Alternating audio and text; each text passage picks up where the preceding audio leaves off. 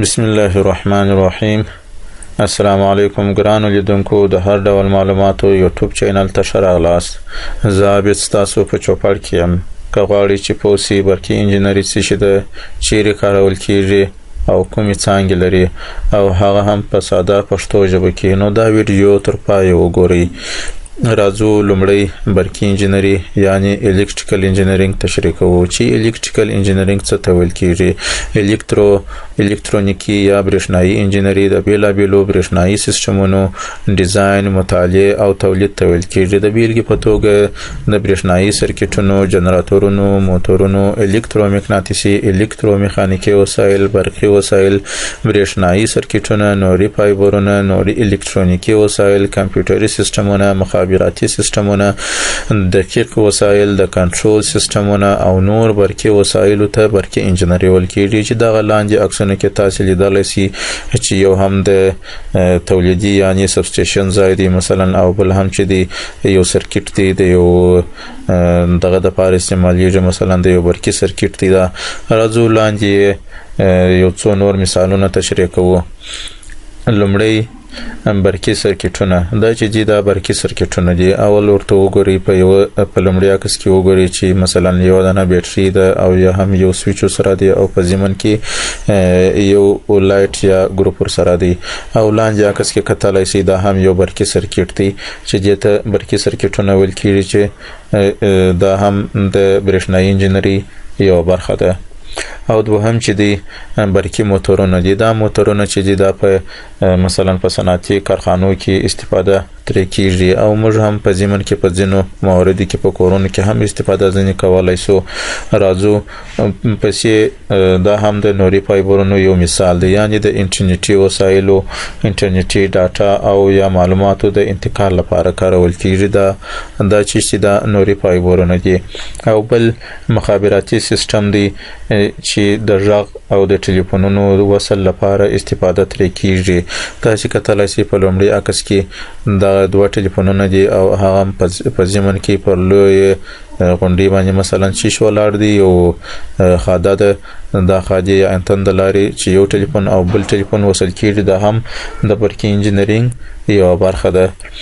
او راځو په ضمن کې ګورو جنراتورونه دي.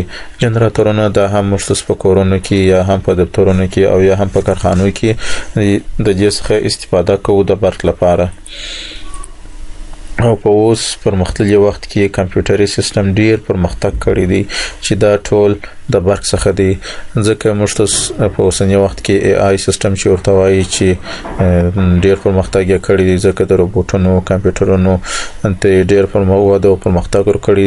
دا ټول د چیش وجه ده، دا ټول د برقي انجینرینګ وجه ده چې په برق کې استفاده ځینې کیږي، یعنی د برق په واسطه استفاده کیږي. اول راځو وایو چې چیرې کارول کیږي. لومړی چې دی په صنعتي فابریکو کې استفاده ځینې کیږي.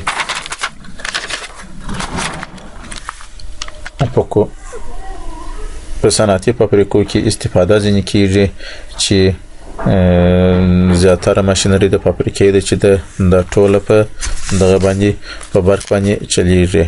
او دوهم چې دی په کورونو کې استفاده ځنې کیږي، یعنی کورونه چې دی د روشنايي د لپاره د کم نور د کورونو کم برقي وسایل چې دی دغه ټوله موږ او تاسو په کورونو کې استفاده ځنې کوو. دا ټوله د برېښنا په واسطه یعنی د برقي انجینرینګ یو برخه ده. او راځو بل چې دی په مخابراتو کې استفاده ځنې کیږي چې مخکې مو هم درته تشریح کړل، او اوس هم دا هم د مخابراتو یو مثال دی. او بل چې دی د فضایي ټکنالوژي په فضایي ټکنالوژي کې استفاده ځنې کیږي. تاسو کتلای شئ دا لاندې عکس ته چې د فضایي سټیشن یو بیلګه ده. دا هم او بل چې دی ترانسپورتي وسایل دي. ترانسپورتي وسایل لکه ریل ګاډي، موټر، الوتکه او داسې نو ترانسپورتي وسایل دا ټول د برق په واسطه کار کوي او برق باندې د برق څخه استفاده کیږي او بیا دی په حرکت راځي یا هم مثلا یو ځای څخه بل ځای ته د برق په واسطه انتقالیږي. او بل چې دی روغتونونه دي. په روغتونونو کې استفاده ځنې کیږي د روغتون د روشنايي د لپاره، او کوم چې د طبي وسایل دي د تشخیص د هغې د لپاره استفاده ځنې کیږي. نو دا هم د برقي انجینرینګ یو برخه ده.